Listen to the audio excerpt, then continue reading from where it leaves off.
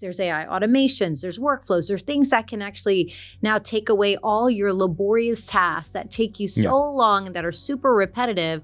And if we're creating agentic workflows or just AI automations in general, all of a sudden that becomes like your employee superpower.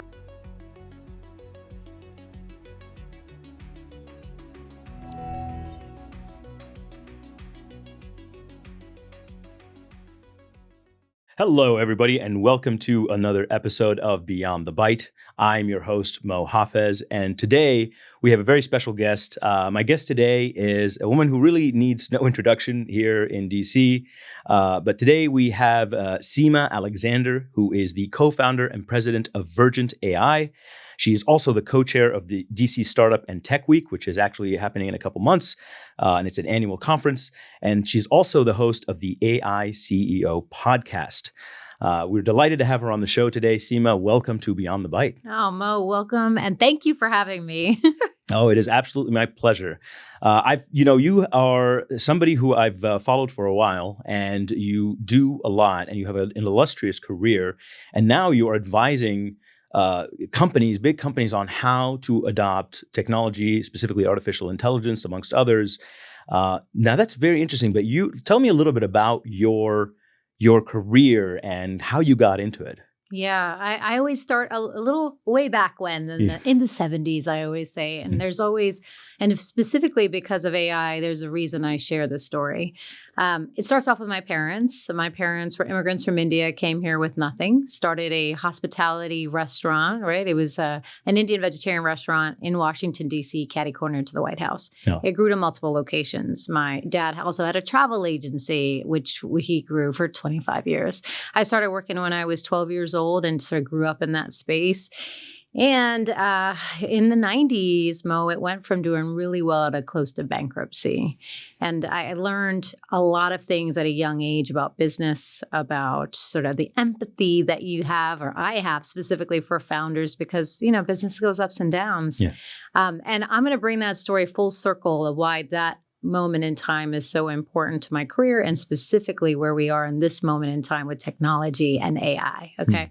So fast forward, I really got deep into like, why are businesses failing? Why they succeed? And that's like when I got into my business classes at Maryland, and it led me to, wanting stability. It led me to wanting New York City and becoming a CMO of a Fortune 500. That was my goal. I ended up at Prudential Financial for about 13 and a half years, and probably an anomaly in my generation at that time, staying in one company for so long. But I always had this like entrepreneurial mindset. And part of it was always thinking about how do you differentiate companies, going into even a company like a financial services company that has multiple different divisions and multiple different arms. Yeah. But the reality in that world, it was interesting because they were known as this old stodgy insurance company, and they were a multi-trillion-dollar company, right? And so it was, I had a couple experiences there that led me back into entrepreneurship. One in specifically was I was able to work with all the chief marketing officers and CEO to help reposition the brand. So the way that they were seen all of a sudden, instead of being this old stodgy company, was they were well positioned to actually who they are, what they do best, how they do uniquely and differently. And this process was this multi-million-dollar process that we went through. And what it taught me was that all businesses evolve. Who you are when you first start is never where you end up. And that's when I started to get a lot of my entrepreneurial itch back. I was like, wow, I think I solved the big problem of why businesses fail. Like it was like, and when I say it, and I say it not in jest, but reality is because many CEOs, founders, they're operators. Yeah. You're building, you're just building and you're doing the things. You're building the products. You're trying to be successful with your own customers. But sitting back and saying, you know what, like this is how it all began, but this is who we are now. Yeah. It's like you move on from making a lot of the assumptions in the beginning of your business to actually using data to say, you know what, this is where we should be positioned. This is all the things that make us very unique. And it starts to change your intentionality when it comes to investments in brand, 100%. When it comes to investments in marketing, and much more intentional in partnerships. So literally when you start to do that and you're like, this is who we are at our best, and then stand out in the market, you start to see hockey stick growth because everything starts to come together. 100%. So to that end, I left Peru about 13 years ago. I started my own advisory practice called Disruptive CEO Advisory. I work with over 1,000 founders and CEOs, helping them really reposition their companies through accelerator programs that I had, workshops, and then very strategic consultancies. Over $100 million in top line revenue. I mean, it was probably so much of impactful work. And two things happened that transitioned me back into DC and into emerging tech. About 8 years ago, we moved from New York back to DC. And for us specifically, Bethesda, Maryland. And it was a really cool time frame because I was watching sort of the ecosystem here, and I was like, it was when Amazon was supposed to be in HQ2. That was a big controversy at the time about putting their HQ2 there. And we were like in Brooklyn at the time, and it was supposed to be in Long Island City. That's where it all happened. So I started to track like, oh, wow, it's going to Northern Virginia. That's a game changer. Right. Like, and then I started to understand like the Maryland ecosystem. I was like, man, we've gotten really good at biotech, and they're really building out quantum here. And then DC was sort of a plethora of different innovation. And government is a huge customer 100%. As well. This is one of the reasons why Jeff Bezos said, we need to have presence in Pentagon City, right across from the Pentagon. Absolutely. But for me, it was interesting because I was just at that point, love working with the 1% of crazy. I call it the change makers, right? When I kept thinking about DC, I was like, everything is government and politics. I don't fit in. I didn't know where to fit in, right? And so I got asked to speak at DC Startup and Tech Week, like in their third year in. And I was like, oh, okay. I grow and scale brands. These are my people. This is it. This is it. This is one of the pillars that I want to build. And it was partly community. It was definitely impact and definitely opportunity. So it was a beautiful moment. And now that's become the largest entrepreneurial and investor community and conference in the Mid-Atlantic. It's amazing. Thank you. It's a beautiful conference, and it really does capture the spirit of entrepreneurship, of innovation, connecting with other people. There are other change makers. It really, I was quite impressed. And in the DC area, we really need it because a lot of this innovation goes unnoticed. And getting to connect with people in a place like that where everybody is doing some really good work was phenomenal. Actually, I wanted to mention one of the things that I really appreciated about your points was this importance of, in this day and age, knowing how to pivot. This is something that, not just entrepreneurially, not just for founders, but even whole companies. Like Samsung, for example, started off as a grocery store. That's right. How did that happen? Well, okay, they started off with one business and they pivoted to what they ended up finding it was their secret sauce, what they ended up being very good at. And I think that nowadays the time is very ripe for companies to really find their niche and find the best way to do what they do best. That's right. And serve their clients. And this is what you bring with Virgent AI. Oh, yeah. So fast forward, everything goes to emerging technology. So within my advisory practice, I was asked about 3 years ago to advise a company called Magic ML. And they were an artificial intelligence development environment, back-end environment that specialized in something called AI agents. And it was before even the concept of AI agents had come out. It was more popularized. Yeah. And a lot of people don't even know what that is, Mo. Yeah. Still to this day. Oh, we have to get the good word out about AI agents right now. 100%. So AI agents in the future is going to be what mobile apps was to the internet. Correct. Right? Yeah. And then I was actually with some co-founders who were accelerationists. I would consider them AI accelerationists. They were in it to win it. They were talking about the fact that there were developers everywhere trying to get AI to all these different types and levels. But when I started to really understand the power, that moment, the power of the technology, and I was like, oh my God. You were hooked. I was hooked, but it was disruption. It is. From the automation capabilities to the predictive capabilities to the excessive, obviously with the large language models and generative AI coming out, I'm like, this is not just another technology shift. Yeah. This is where business models are going to be reimagined and disrupted more than the advent of the internet. Real-time, data-driven decision-making. Oh my God. I mean, you can't get any better. I mean, we humans, we move slower than some of these data-driven, algorithms can go. Yeah. And so we need to be the wisdom behind it, but as far as the actual automation and what some of these things can do in terms of really being able to find where you're winning, how to deliver your product better, it's unmatched. It's a game changer for companies. And this is like where it came full circle for me because, in my advisory, I'd done a lot of work in emerging tech, smart cities, Web3, AI, all the things. But I was like, man, I look back at my parents' business and I was like, that was the rise of the internet in the 90s. Yeah. They were not paying attention to when the technology was crossing the chasm. Yeah. So if you think about hospitality, businesses at that time went from brick and mortar, right, to digital. Right. And if you weren't on, creating your websites, doing the SEO work, doing the digital ads, Google ads, the AdWords, and their competitors were, guess what? You're no longer found, right? All of a sudden in travel, overnight there was Expedia and Kayak and like Travelocity and people buy Blockbuster and Netflix. There you go. I mean, Blockbuster was huge and then overnight it was just gone. Yeah. And people buy for convenience or saving money or or like saving time. Yeah. And so I learned, I literally do keynotes all around the world around why AI is bigger than the advent of the internet and start to shake people to understand like there's a level of urgency right now that we've never seen with any other technological shift. 100%. And, people like us, we know that the capability is there and we know how to build it. But the problem, and it's always been a problem with technology, it's not the tech, it's the people. And it's all about adoption. But before we get into adoption, one of the things that in order to gain adoption, you need education. That's right. And this is one of the reasons why, AI literacy is, I think, the first barrier that we have to cross. And you advise a lot of clients before you get to the solutioning stage. How do you promote this literacy, especially when we're talking about where we really have to educate people on this tech?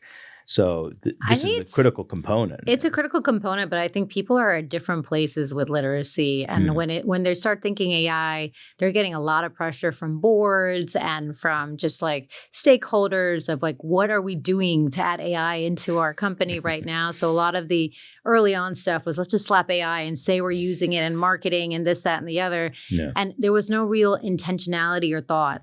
And one of the things there was no strategy. Yeah. But here's the thing. I didn't grow up I'm not a data scientist by trade. I'm not an AI engineer by trade. It's not my entire career has been in tech. But once I understood, I advised a company that made me understand it in layman terms.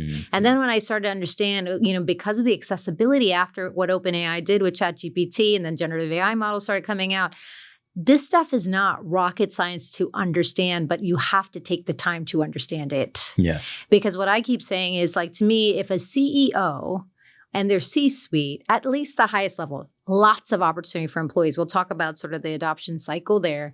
But if they fundamentally think this is a CIO or CTO, like a chief information officer or a chief technology officer thing, and they're not educated on what this technology, what the possibilities of this technology is, then you actually take away from unlocking innovation in ways that you've never seen before. 100%, yeah. And this disruption of business model is so real. So there's different aspects. How we educate people is like, okay, let's talk about your functional areas, your operational areas. Yes, there's AI automations, there's workflows, there's things that can actually now take away all your laborious tasks that take you so long and that are super repetitive. And if we're creating agentic workflows or just AI automations in general, all of a sudden that becomes like your employee superpower.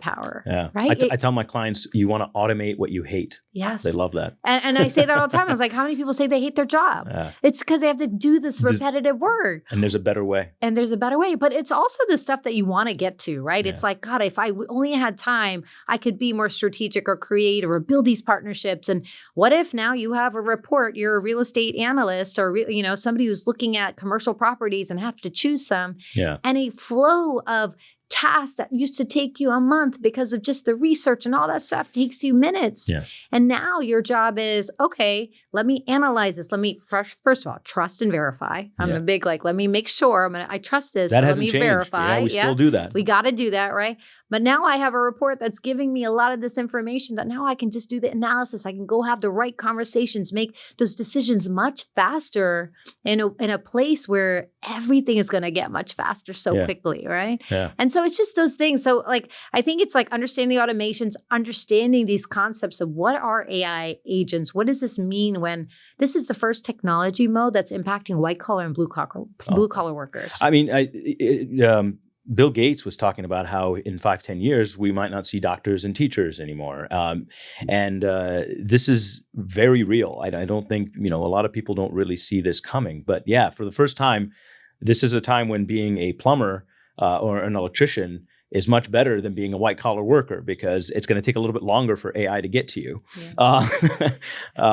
But that being said, I think that in the meantime, it is imperative for people to learn this tech, to learn how to use this tech, to learn how to innovate with this technology, and businesses need to adopt it. Especially because if they don't, business is about survivability. Yeah, and I want to reframe a little something here, because yes, understand the tech behind what is possible, but focus first on the business outcome. Focus on what their business challenges are. Focus on the things that, you want to change your customer experience in this way, and then reverse engineer the technology. So you need to understand the fundamentals, right? But this is a business shift, right? This is not just a technology shift. That's what I'm saying. Like, the conversations need to be had more around what's our big business outcome? What's our big business vision? What's our AI vision around these business objectives versus it being the other way around? And businesses need to do it. Mm-hmm. The World Economic Forum came out with a report that mentioned that 86% of businesses are going to be transformed over the next 5 years with this technology. So it's not a matter of if, it's a matter of when. And but every business is different, right? And every business offers a different product or service, and so their AI strategy or tech strategy is going to be different. And they need to, I like how you said it. A lot of businesses now go, hey, give me some of that AI. I want to just sprinkle it on top, and it doesn't work that way. There's a lot of things that it can do, but if you think it's only a CIO or a CTO problem, that your HR people don't need to understand how it works, that your customer service people don't need to know how it works.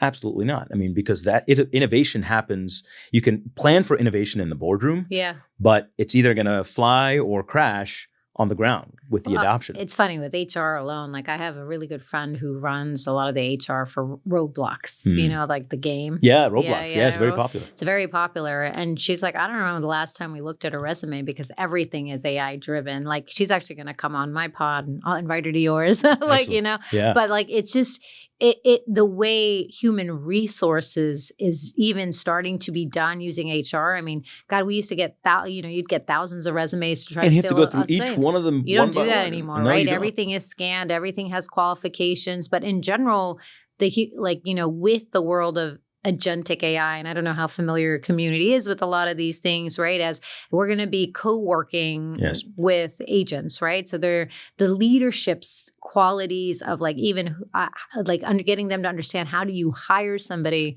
who has a skill set to be able to manage people and manage agents, or manage the machine. Right. It's a very different ball game, right? We're going into. So HR is a very, and the last part I would tell you from an HR perspective, the younger generation, I think over time, are going to get very savvy. If companies aren't leveraging AI, they may not come to your company. That's right. Because they're digital natives. They're digital natives. They know. And when they see that, they go, well, this company's behind the times. Exactly. And so for that, there's retention issues. So HR has, every function, every industry is going to be affected in the next 18 to 36 months. I call it the human-machine collaboration. Mm-hmm. And this is what we're entering now, is this, you have to have a playbook for this. And as you mentioned, HR now actually, there's human resources, and now you're going to have AI agent resources, and they're going to have to work together, and you will be able to manage both. There's an aspect of how do we interact responsibly with this technology, but it's not a matter of if, it's a matter of when. So let's go to the adoption problem, which, as we alluded to, is a people problem.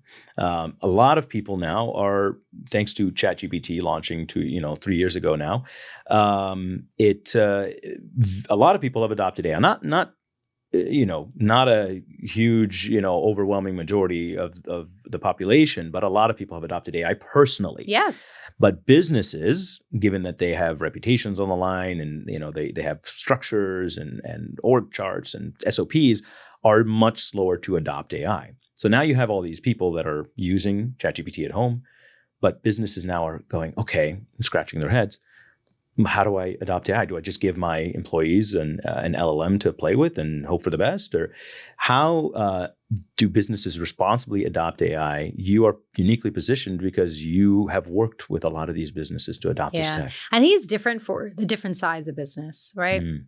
I think that we've done a lot of research and had lots of conversations and worked with different people at different stages. So let's start with I would say small business, right? What we're seeing from a small business perspective is they are like the subscription model folks, right? So they're buying the ChatGPTs for $20 a month. They are buying a content engine or some sort of like the smaller subscriptions just to fix that narrow problem that they may be having. And I think, there's a big opportunity to help consult and help support that group of people, especially industry specific AI problems. You're in restaurants and hospitality. I mean, there's so many opportunities, integrating with your POS systems and other things that now AI can create some very personalized customer preferences as people are coming in, or remember the menus, or like what they ordered last time. There are ways to create a whole different level of experience for your customers. So I think I think most small businesses don't even get that far. They're at a place that they're either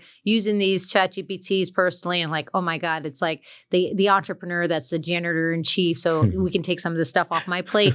They're not even very familiar with how you can create projects and GPTs of your own, even using tools like ChatGPT or Claude or Gemini. And I think it's even those levels of upskilling. I know a lot of ecosystem folks, from chambers of commerce to obviously these Startup and Tech Week and other groups like that, or business groups, are trying their best to do some upskilling. I know even in our region, the public library system in DC is putting together a pretty large program. Oh, that's great to hear. But also small business people are operators. They work they don't have time even just to learn. Yeah, it's like go back. So for us with Virgent, medium-sized businesses is really our core target, because it's they know now AI is big. They know that they have to do something about it. They have a smaller, leaner technology team. So they're looking and seeking for external expertise. And so it's a perfect moment of okay, we know it's big. What do we do about it? Right. So in terms of for them, I always focus on what's that C-suite level of education and and I don't think it's education is fluency. Fluency. Right? I like that. That's a good word. Yeah, because I think I know some CEOs have done they'll do the MIT courses, or they'll do this, and they're well, it gets really technical really fast. And that's the problem. That's what goes against those courses, is they are very technical. And it's you get CEOs who go, well, I don't need to know how to program it. I just need to understand how it works. Yeah. Business, what is the business use case here? Not teach me how to, run a machine learning algorithm. 100%. And part of it's interesting because we're at a place that technology is growing and evolving as people are learning at the same time, right? It's a moving target. It's a moving target. So I always say, that's why I'm literally creating this conference, and why I do my pod, why you do your pod, right? It's the conference in March is going to be all business outcome driven, right? Where I'm okay, we're going to talk about, what does this look like from a functional perspective? What does this look like from a product perspective? How do you create unique experiences for your customers that focus on precision and personalization because of the unique data sets that you have? Let's talk about how you actually innovate and create R&D with this stuff, in ways that I don't believe. When I go to AWS or Microsoft trainings, I'm man, everybody's focused on Azure this and Bedrock that. And I get it, right? That's how the sauce is just made. That's right. But for these individuals in particular, let's take it much different, higher level. A much higher level, but but deep enough where they see that this technology is something that can change business outcomes and customer outcomes, and change the way they really reimagine their business models, right, at the end of the day. And I think the more we can connect the dots in that way, the more they'll start listening and be less scared of it. And I'm glad you mentioned that. Be less scared. Fear is a huge barrier to adoption. And I would say you fear what you don't understand. That's right. I don't know if you know, but I'm one of my hobbies is scuba diving, and a lot of people are afraid of sharks. Sharks are wonderful, but they're afraid of them. So you see them in the water, they're going to freak out. They just freak out at the idea of seeing a shark. Did you say sharks are wonderful? I think they're great. I love them. They're beautiful, but I don't want to be anywhere near one. Well, so to my point, people are afraid of sharks, but they don't because they are afraid of them, they're not willing to invest the time to understand and respect them and see how wonderful they are, and in fact how they're important to the ecosystem and all this stuff. Sure. But to leave Just the like diving bees. analogy, and just like but with AI, there is a lot of fear, and fear is a barrier to adoption. And I think the answer to the fear is education. It's teaching them the art of the possible. It's teaching them what they can do with this. And this idea of automate what you hate. We really want to simplify the message so that they don't fear the tech. They learn to be curious about it, and they learn how to adopt it responsibly and as humans. Yeah. I call it aha, oh shit moments. Expose them to as many of like, oh, aha, like really? Like that's even possible? And oh shit, I never even thought that was possible. That you could do that. The art of the possible. Yeah, the art of the possible. And it's like the little things. Like I remember one of my co-founders, he's like, I went to a dentist's office and he was talking to, the woman who does all the x-rays, right? Yeah. They're tech there, right? Yeah. And she started asking him about what he does. And he was like, well, I'm an AI and this is what we do. And, and she's like, like 6 months ago, I hated AI. Like I was so afraid of it, blah, blah, blah. Like how is it going to tell me to do my job better than me? And she's like, we got a system within our x-rays that includes AI. And so it does a lot of the findings and reporting for me. So now I'll do the process. It's much faster. Now I'm coming to you. I'm able to spend more time with you. And it's catching things that I was never able to catch before. Exactly. And that was the aha, oh shit moment. Yeah, that's right. I say aha, oh shit on purpose. And it's a thing for me because it's like, once it clicks, it flips the mindset for them. It flips the mindset. Yeah. It flips the mind. And then it's like, what else can it do? Yes. Yeah. What else can it do? That's a great way to put it, Seema. Actually, I appreciate that because, I spend a lot of time and really, truly, it keeps me up at night of how do we promote literacy? How do we get fluency across the board? How do we even approach people so that they're not afraid of it? But you succinctly put it, which is give them as you call it, an aha, oh shit moment. Like, hey, wow, I should really learn to use this because this is going to make my life, my job a lot easier. And once that happens, they are now intrinsically motivated to figure out and learn.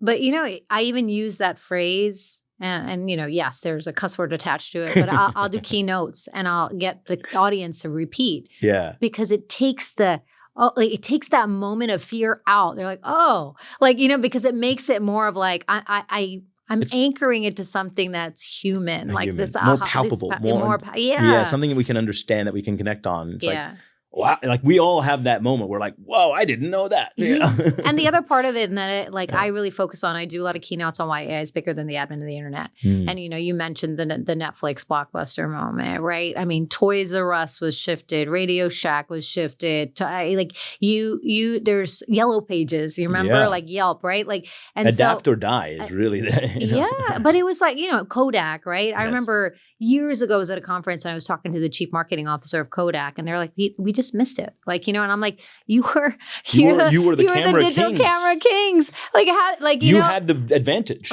more, and that is the reality of where we are right now in every industry, except this is to me 10 times bigger than the admin of the internet. So I just bring that up too, is because I think it's really important that you anchor things in what people understand already. Yeah. And so this should not be, there's a technical aspect of this conversation, absolutely. But if you're a business leader, you just want to know what's possible today or what will be possible. Yeah. So I don't know, like if with Sam Altman, he mentioned like with OpenAI, the CEO, he was like, AI is at like a 2.5 out of 5 right now in terms of the power, the strength, and that's the key. Is like if you're building with it as a company, just keep a mindset that this is the weakest it's ever going to be. Yeah, I love that. Yeah. So I would say what you're seeing now, and especially with the video algorithms, where like what you're seeing now is the worst it's ever going to be. Yes. But the worst it's ever going to be is getting better and better and very quickly. Very quickly. Yeah. Like even like the examples I saw on like Google's last conference, and these are just little examples, but they make such a difference. For women, shopping is a thing, right? In terms of just like finding clothes that fit and fit well. I don't actually physically like going shopping, but the point of it is now they have a avatar where it's of you, but your body type So you You can get to pick put the clothes something, on you it, can you know. put something from Amazon on, you could put something from another brand that you like on and physically see it, what it would literally look like on your body Yeah. versus you having, because that's always the thing, right? Yeah. But it's not that, oh, this is a medium, so it's the medium's sake, and this is a small, and for the small sake, it's hey, this is how it's going to fit me on Yeah. my body. So yes, I should buy it or not buy it. Yeah. You know, it's that level of personalization and precision that is going to change the way as consumers we want to interact with the brands that Yes. get it, Yeah. right? And we're actually going to expect it. We're going to going expect it, forward. and it's going to continue keeping us loyal to those brands That's because right. they're serving us better. You know, I love the example you gave. Another example I have thought of is, you know, this idea of I go to IKEA to find furniture for my house or my office, and then I go, okay, how will that look there? And now with AR, with augmented reality, Yes. we can see what that piece of furniture will look like before we even leave the house. That's right. And I think that's another example of the kind of disruptions that we're going to see. So these disruptions are going to happen, and we're talking about business transformation. It starts with adoption. It starts with a strategy and education, and then we actually start doing some very, very cool things, some innovative things that will get the businesses that do so will adapt, will survive and thrive. And the businesses that don't are going to go. So I have a couple of points here. I mean, first, don't boil the ocean because those are the ones that are failing. I mean, we've all seen like this. There's different mixes of what percentage of these big projects are failing. But if you try to do something really big from the start without like playing and being, doing the betas and stuff, it's not the best success formula. That's right. Start with a POC. You got to start small and work your way up, right? Yeah, proof of concept. Yeah, proof of concept. But focus on things that are high impact, high ROI, low effort. That's kind of the framework that we look at, right? Because it's like, what are the things that, again, like if I was in one of my functional areas, if I was in, say, marketing, like what's the thing that is the biggest pain point right now? How, could I create something that has a lot of ROI if we were to use a specific type of AI agent or AI workflow? Those are things that you need, or potentially buy something off the shelf to try.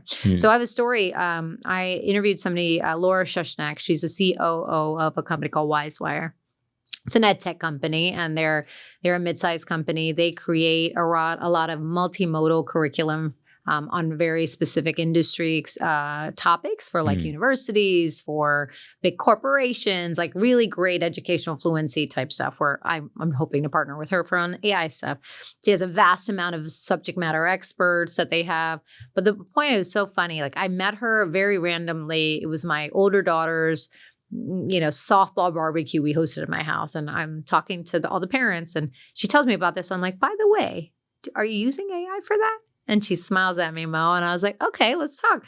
And so she goes, you know what? She goes, in March of 2023, so OpenAI had ChatGPT come out in September 22, right?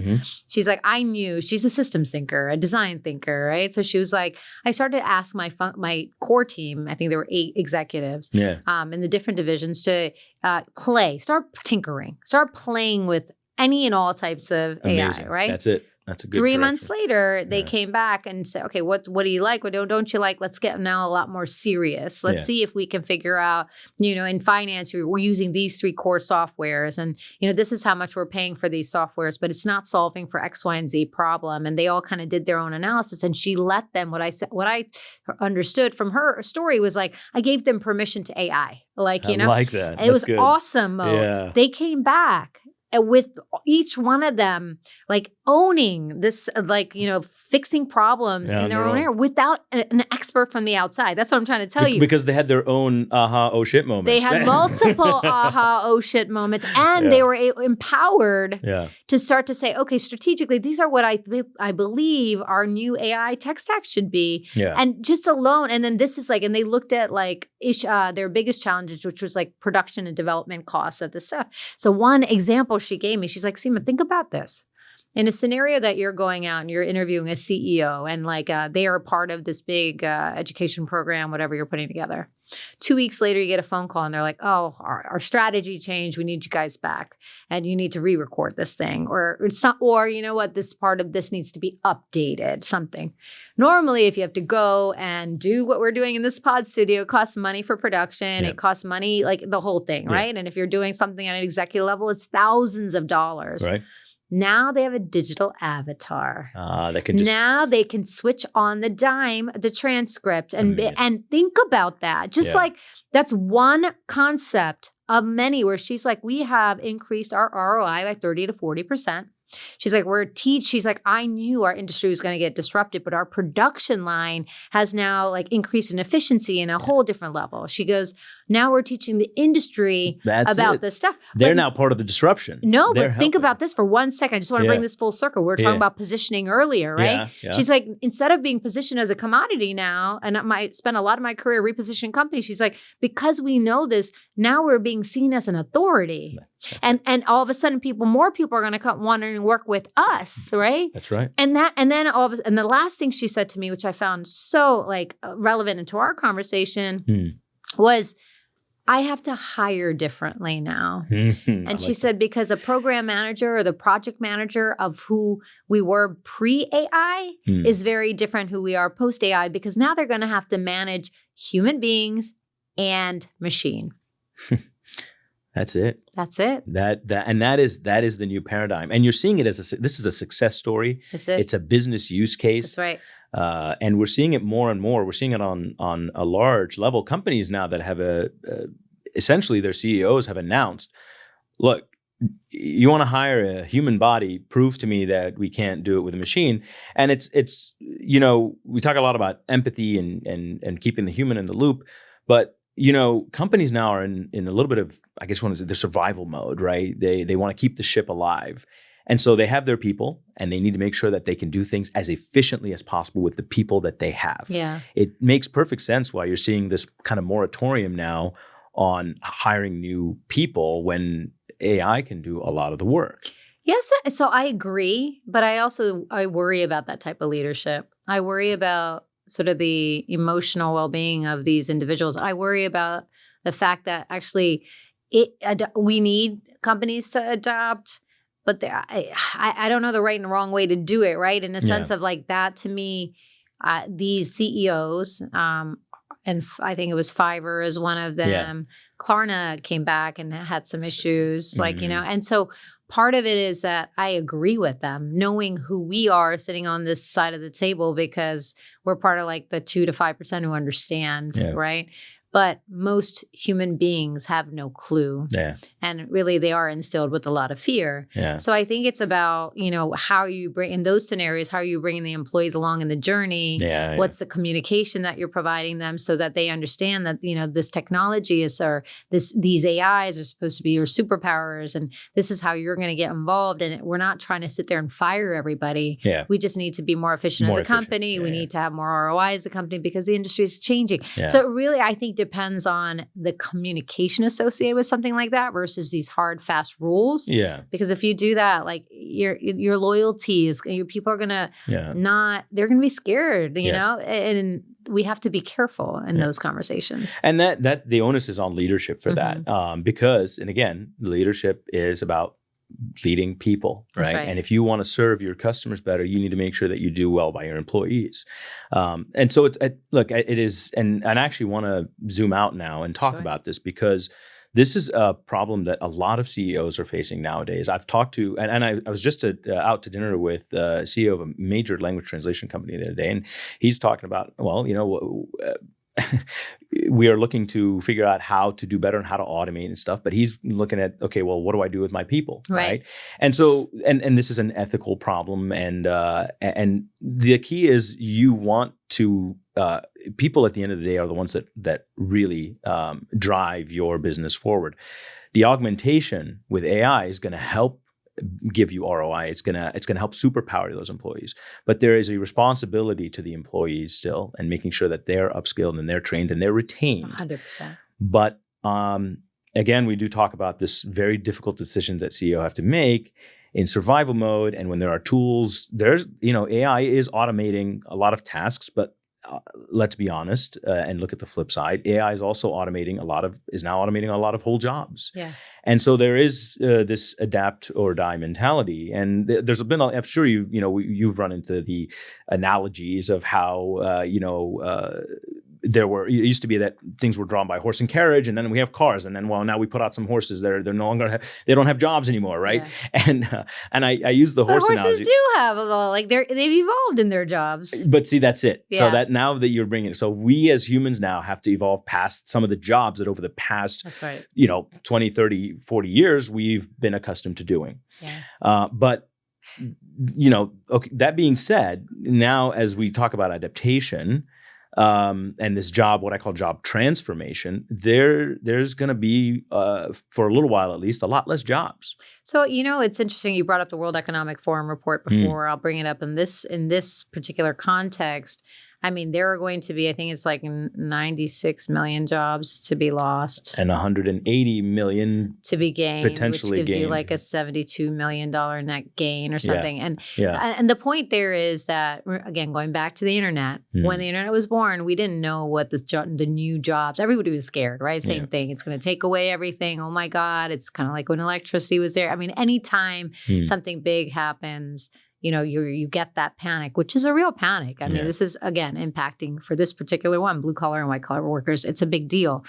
But the fact that we don't even know what the new jobs are fully. That's the scary part. It's scary, but also telling, right? Because it's like they're coming. Because we didn't know SEO was going to be a job. We didn't know these digital agencies are going to be born. We didn't know so much of what was happening post-internet and what we needed. Social media managers and who knew that those were real jobs because they weren't existing before. The concept, the technology, the output for a business, it wasn't there. Yeah. And we are at that stage of yes, we need prompt engineers. We need this, but then we're going to need some business jobs and business roles that are just not identified just yet. And it's going to come.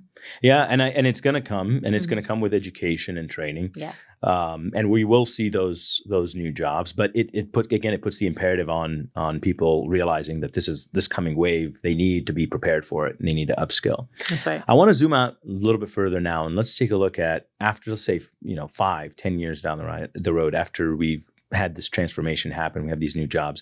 There is this concept, I don't know if you're familiar with it, this idea of abundance, of, we're going to have machines do a lot of the work that we used to do, especially when we talk about taking AI out of the LLMs and embodying it, embodied AI, where we put it in robotics, and then robots can really start to do some things. I foresee a future where you're going to be seeing robots in your home, robots around the workplace. So this concept of abundance means that people are going to have to do less, right? Even Bill Gates, again, I bring Bill Gates up again. He talked about how, we're moving towards an age, and a lot of these tech billionaires are thinking in the future where, humans won't have to work for a living. That sounds a little dystopian, and but at the same time, we see that society is changing. Do you see AI as right now more of force for good for society, or more of force for concern or cause for concern? And I know there's always a little bit in the middle, but I want to get your take on. Yeah, it's where both. You see it going. It is both. And I've had a lot of conversations on this stuff, and I'll share some thoughts, because Elon Musk says by 2040, we're going to have more humanoids than people on this planet. Yeah. And that fact, I mean, Noah Russell and I were just on a different pod, and we were going back and forth of is that even possible? Is that, what does that look like with human adoption taking a little longer than we thought? But even if it's 2050, let's just let's give it a little buffer. That's crazy. It's just, and I know a lot of that has to do with the labor force. I was on a panel that I was moderating with somebody from Amazon, and they were robotics is something that they've been building out in warehouses and stuff. But there's some sort of difference when it looks like a human being sitting next to you, where the movies like Her, if you ever watched that with Joaquin Phoenix, back in the day where, people are falling in love with their AIs. And, and my understanding is not this generation, but the next, people are going to marry artificial intelligence. Because that's happening in Japan, I think, right now, if I'm not mistaken. But there's this, that humanoid sort of the robotic side of where they could look human, but it's they're going to know you better than a best friend can, less judgy, And people are using ChatGPT and LLMs now as life coaches. 100. And I've used it as my therapist. I'll be honest. yeah, Like, and again, that's when you think about that. Yeah. It's 24/7 accessible. Yeah. Definitely a lot cheaper than a human therapist. 100%. And, But you can also say, hey, act as the best, like call it imago therapist or this type of therapy, whatever. But it's like, I haven't gotten therapy in years. And I'm like, I just need I was just curious. I think that's what had happened. It was in a temporary chat. Yeah. And then I was like, that was really good advice. We'll keep going. And like, look, you know, you're vulnerable with this machine, and it Yes. feeds you back something that really is profound and gets you to your next level. So yeah. And it thanks you for being vulnerable. I'm like, Right. you're welcome. so when you embody that, Yeah. especially in an appealing, figure, Yeah. it's hard not to imagine that people will one day say, yeah, no, you know what, I prefer this over my real girlfriend or over my real wife or whatever. So what I go back to, Mo, is like a lot of the sci-fi is coming true, right? Yeah. I never in my life imagined a that world. we would be here. and it's not just AI, right? It's quantum computing Yes. and where all of that is headed, which is That's a whole other topic when we die. It's a game whole changer. other topic. But, Yes. I'm a big believer of the combination of technologies, and that's where we are. We're not just at this Yeah. moment in time with AI. I mean, over the last several years, I've been involved in like Web3 and blockchain, then there's the robotic side. Yeah. So there's an intersection of four major, Oh, yeah. major technologies coming together. And the intersection, a lot of those will help with trust, right? Yes. And verification. The intersection of a lot of those is going to accelerate this machine emotional being potentially, Yeah, right? yeah. The intersection of all that will change the way humanity and I think, again, we have kids, so I think about that all the time. Yes. Well, Yeah. I really believe our generation is one of the best generations in a sense of I remember playing with dirt growing up and making mud pies in my garden. Yeah. So I didn't get a laptop or get the internet until high school, right?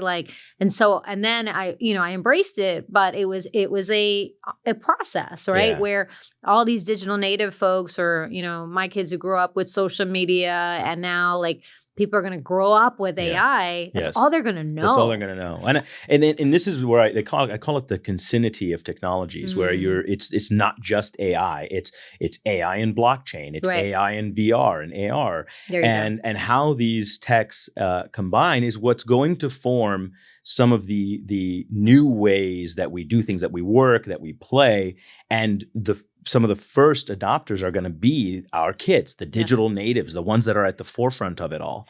The ones that, we had to learn how to use a touchscreen phone. They grow up, at 3-4 years old. My daughter already knows how to use a phone.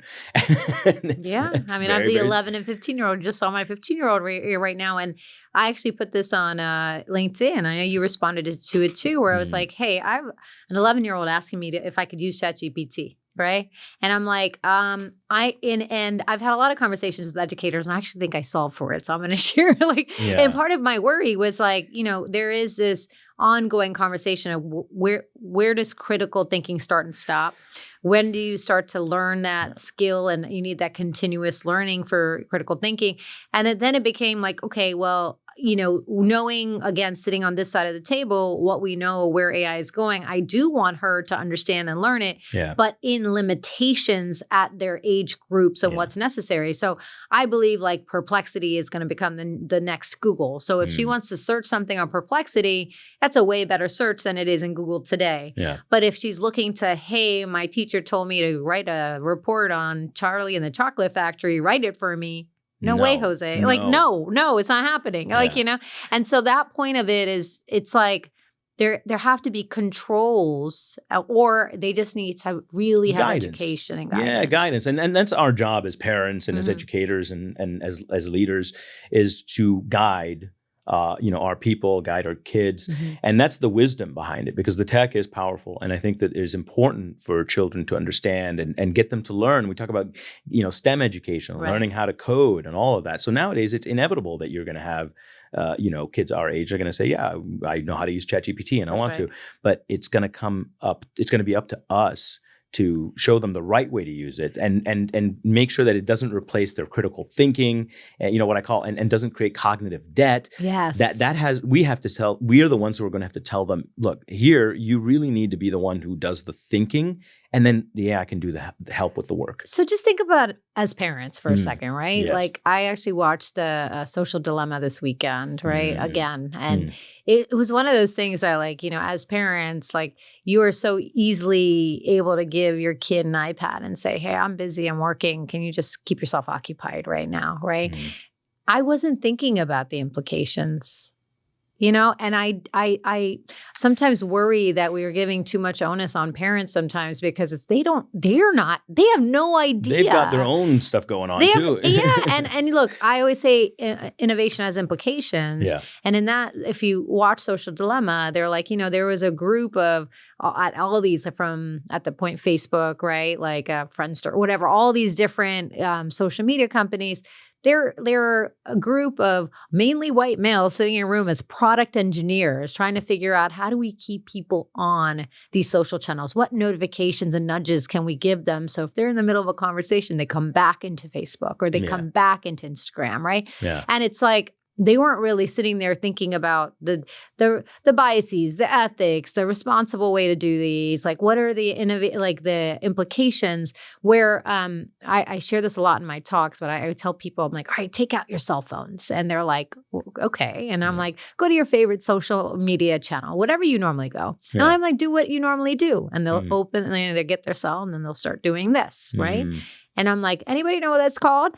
And then they're like, and I'm like, it's called doom scrolling, right? This constant need and dopamine hit. And the individual who created that feature 15, 20 years ago, he's been talking all around the world. He's like, if I knew that feature alone, it would have caused that much anxiety and that much depression and that much loneliness, I would have never created it. Amazing. Somebody else probably would have. Yeah. But that's the point, right? It's like, let's learn from the internet days. Let's learn from the social media days. Let's learn, and I think we have enough awareness. Give the kids an understanding, or not everybody an understanding of how these things are. Some of them used against us, and it's because an engineer built an algorithm and thought, hey, that's going to achieve that goal, but then later on was like, whoops, that made a lot more damage than I anticipated. That's right. Yeah. I had a conversation with Peter Swain. He's the futurist in this space, the AI futurist. And he gave me a really good example of his daughter. He's like, look, I taught my daughter how to use Midjourney. All right. And he's like, I do experiments all the time. He's like, and so what I was trying to get her to do is like, understand the prompting and all the things. And then I was like, come back to me when you're ready to show me. So she comes back with whatever image that she prompted. And she said, look what I created, Daddy. Oh. Look what I created, right? Yeah. And that's it. Yeah. In that moment, that all of a sudden, it's not like, look what the AI created. No. It's look what I created, because this is a new form of art. Because the way I prompt something is going to allow me to create a piece of creative art. Yeah. That's how they're going to grow up. Yeah. It's very different. It is very different. Yeah. It needs wisdom nowadays, Seema, right. more than ever. And I'm glad that you're thinking about that. As a parent, obviously as an educator, it does need that guidance. And it's wonderful to have opportunities to give that guidance, but we ourselves, that's right. And this is the key, we ourselves are still searching for those answers. There's not a clear framework out there. Like, I appreciate you mentioned, teaching doom scrolling, understanding what that term means. Right. There's nothing out there yet that I know of that is, this trusted authority on, hey, this is what people need to understand. This is what people need to learn. This is what kids need to learn. This is just you being a parent who, understands how important it is for your kids to get that. You know what I say, Mo? When something's not available, you create it yourself. I love that. Yeah. I love that. And I think that there's a huge need for that. Yeah. But yeah. So, I mean, how can people, build upon this with you, with I mean, listen, Virgent was born to help accelerate AI adoption safely and responsibly in businesses, right? And I think for us, it's education, it's building out automations, it's building out agents, but it's building out really a lot of advanced innovation type things, because to me, this is that moment in time that business is changing in ways that, you can't even reimagine, but let others who are in this space or native to this space help you reimagine that with you, right? Because I think you need to bring in the expert. I don't like that word experts because I think everybody's learning in the AI it's space, funny. right? Yeah, that's right. Yeah, I think we're all, but they're more native folks, right? Yeah. And it's really interesting too because there are also a lot of traditional AI folks that are learning these new models, and they may or may not like it. It's kind of like when if you remember the design, the Adobe Photoshop, when Adobe Photoshop folks saw Canva for the first time. Canva is like this multi-billion-dollar, amazing. It's so much easier to use and design things for business people, but they're like, I'm never going to touch that. And you're like, why wouldn't you want to make your life easier?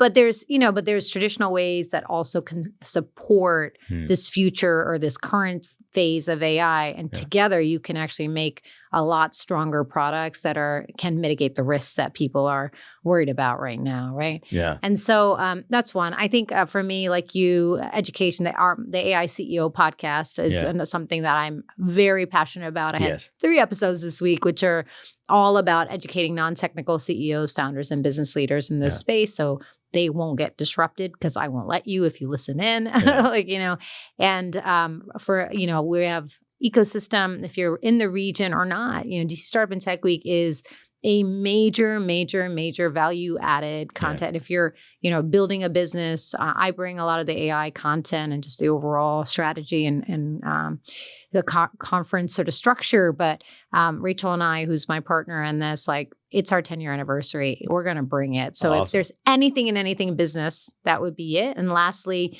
March of 2026 will be my inaugural AI and Business Conference. It's going to called Rewire, the AI CEO Summit. Awesome. Mo, I'm sure you will be involved in that. So we will chat. But it is to help you think about business and AI, focused on business outcomes, focused on where you need to be right now, and really help you get to that next level with all of this stuff. Amazing. Seema, it has been such a pleasure to have you on the show.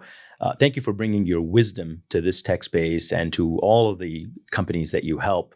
And absolutely, it's been a pleasure to talk about this and get your input and take about how we adopt AI responsibly. Thank you. And thank you for having me. And thank you for doing what you do. This is an amplification of what a lot of people need on the education side as well. So appreciate you and your partnership, Mo. I appreciate it. Yeah. And thank you all for watching. Please check out Seema's podcast, The AI CEO.